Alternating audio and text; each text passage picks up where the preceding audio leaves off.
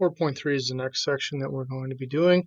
It's really a limited parts of it that I had you actually do in the suggested homework. I'm going to talk about the two concepts that we're going to be using from this section, and I'll do a problem from each of the two groups of problems that I had you do. All right, so first of all, I've alluded to the complex plane before. I've actually drawn it in the previous video. So here you see a graph where we have a horizontal and a vertical axis. Typically, we would see the horizontal axis as the x-axis and the vertical axis as the y-axis. Here, we're looking at the real numbers around the horizontal, which is normally our x, and our y is now the imaginary axis. So the number that you correspond to, we have standard form of a plus bi, as you can see up there, and you simply move in whichever direction. To the right if a is positive, to the left if it's negative. If there is no real part to it, you leave it at 0. And similarly, whatever the coefficient is in front of I, that is how far you go either up for positive values or down for negative values. So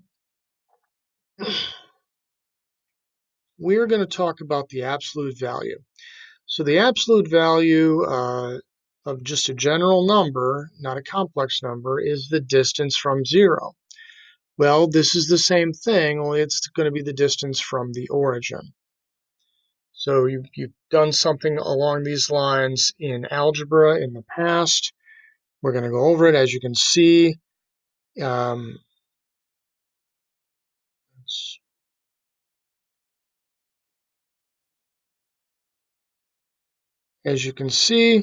this point here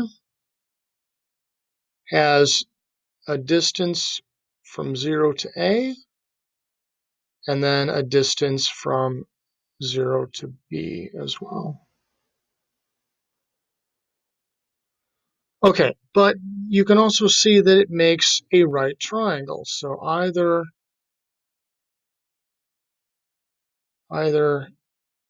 here or here, we make a right triangle. So we can use a Pythagorean theorem to determine what our length of that hypotenuse is, which is the distance from the origin to our point. So our formula there, we have the absolute values around the complex number. The formula root a squared plus b squared is simply because c squared equals a squared plus b squared. And this, in this case, is our c. Okay. So this is the formula that we're going to use. And I've chosen a problem from the book. And I've got the instructions. So let me just scroll down. All right, so plot the complex number and find its absolute values. First of all, let's do the plot here. All right. I draw this, so we're going up to 8, so I'll do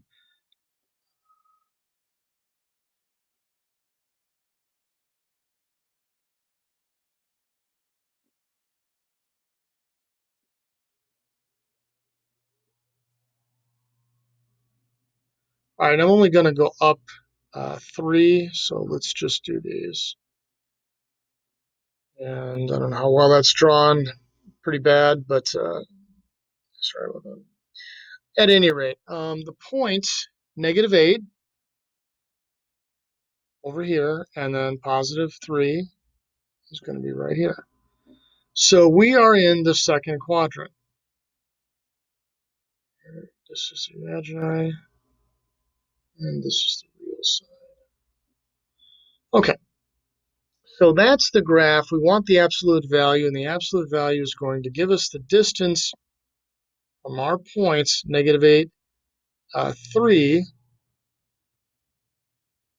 to the origin. This is what we want to find.